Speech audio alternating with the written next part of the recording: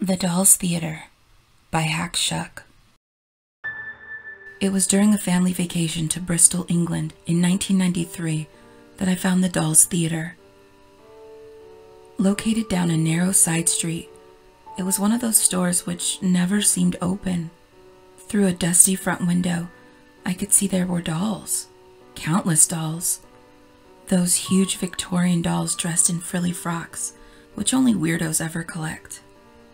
We stayed in Bristol for a week, and each day I'd try the door handle to that store.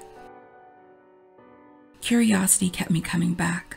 I was 9, and this was the first time in my life that my parents allowed me any real degree of freedom to explore alone, though my kid sister Sophie wanted to follow me everywhere. The storefront window had yellowed, as if no one had cleaned it in a great age.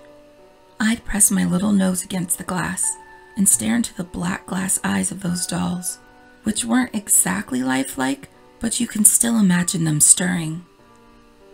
On my last, late afternoon in Bristol, I tried the door, and this time it opened. A bell gently tinkled when I entered, yet no clerk greeted my arrival. It was dark inside and smelled musty. I saw no cash register, no price tags. Was anything for sale?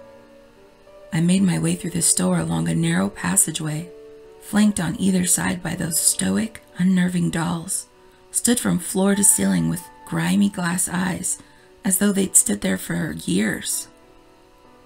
The passage zigzagged, but gradually headed deeper into the bowels of the business, away from the street. Either my eyes deceived me, or the lights grew dimmer all the time. I grew nervous and turned to leave, except that the way I had come was now somehow blocked by dolls. I shouted for help, but no one came to my aid. Perhaps no one was even there. I realized that the light was beginning to flicker, as if only a candle flame now lit my way. Countless small humanoid shadows danced, as if playing a game. With rising terror, I continued onwards. I never saw a source of light.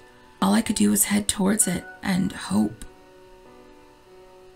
And then I found myself on a stage. Though dimly lit, I saw rows of seats before me, a pair of shiny eyes in each, unblinking. Then the chattering began, childlike whispers, indiscernible words, an air of irritation, impatience. I cleared my throat and spoke, half-remembered Shakespeare quotes delivered poorly through my trembling throat. Silence from the crowd, then applause, like the clacking together of bones. A stage door opened to blinding early evening sunshine, and I ran back to our hotel with a crazy story to tell. The police were waiting with my hysterical parents. I'd been gone for hours, as had Sophie, who'd gone looking for me.